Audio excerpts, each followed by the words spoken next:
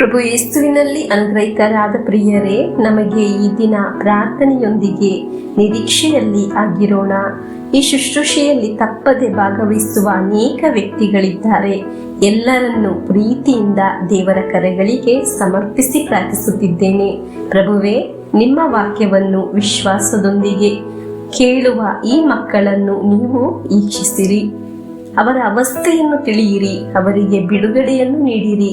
ಅವರ ಸಂಕಟದಿಂದ, ಅನಾನುಕೂಲದಿಂದ ಅವರನ್ನು ಕೈ ಹಿಡಿದು ನಡೆಸಿರಿ. ಅವರನ್ನು ಒಬ್ಬಂಟಿತನದಿಂದ ಅವರನ್ನು ರಕ್ಷಿಸಿರಿ. ನೀವು ಇಂದಿನವರೆಗೆ ನೀಡಿದ್ದ ಎಲ್ಲಾ ಅನುಗ್ರಹಗಳಿಗಾಗಿ ಕೃತಜ್ಞತೆಯನ್ನು ಸಲ್ಲಿಸುತ್ತೇನೆ. ಹಲ್ಲೆಲೂಯಾ. ಯೇಸುವೇ ಸ್ತೋತ್ರ. ಈ ವಾಕ್ಯ ಆಲಿಸುವ ಅನೇಕರು ಕಷ್ಟದಲ್ಲಿ, ಸಂಕಟದಲ್ಲಾಗಿದ್ದಾರೆ.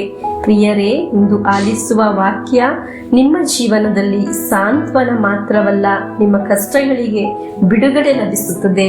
1 ಸಾಮುವೇಲ್ 1ನೇ ಅಧ್ಯಾಯ 20ನೇ ವಾಕ್ಯ. ದಿನ ತುಂಬಿದ ಮೇಲೆ ಒಬ್ಬ ಮಗನನ್ನು ಎತ್ತಳು.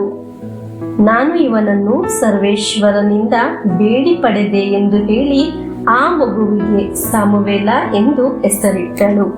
ಪ್ರಿಯರೇ, ಈ ವಾಕ್ಯ ನಮಗೆ ಒಂದು ಒಳ್ಳೆಯ ಸಂದೇಶ ನೀಡುತ್ತಿದೆ.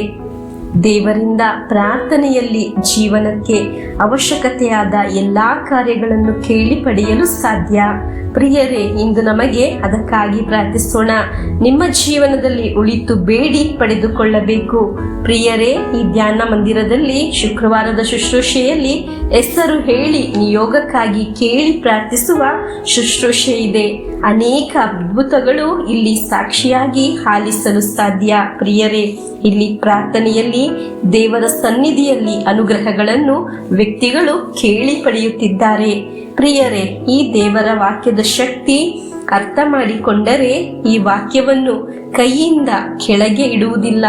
ಒಂದು ದಿನ ಸಹ ಈ ಶುಶ್ರೂಷೆಯನ್ನು ತಪ್ಪಿಸುವುದಿಲ್ಲ. ಪ್ರಿಯರೇ, ಇಂದು ಆಲಿಸಿದ್ದ ವಾಕ್ಯವನ್ನು ಪುನಃ ಒಮ್ಮೆ ಧ್ಯಾನಿಸಿ.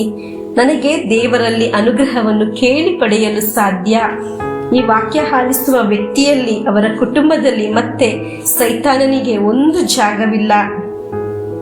ವಾಕ್ಯ ಆಲಿಸುವ ವ್ಯಕ್ತಿಯ ಕುಟುಂಬದಲ್ಲಿ ಸ್ಥಾನ ದೇವರಿಗಾಗಿದೆ, ದೇವರ ಶಕ್ತಿಗಾಗಿದೆ. ಆ ಕುಟುಂಬದಲ್ಲಿ ಸ್ಥಾನ, ಆ ಕುಟುಂಬವನ್ನು ನಡೆಸುವುದು ದೇವರಾಗಿದ್ದಾರೆ. ಒಂದು ಅಂಧಕಾರ ಶಕ್ತಿಗೆ ನಾಶ ಮಾಡಲು ಸಾಧ್ಯವಿಲ್ಲ. ಹಲ್ಲೆಲೂಯಾ.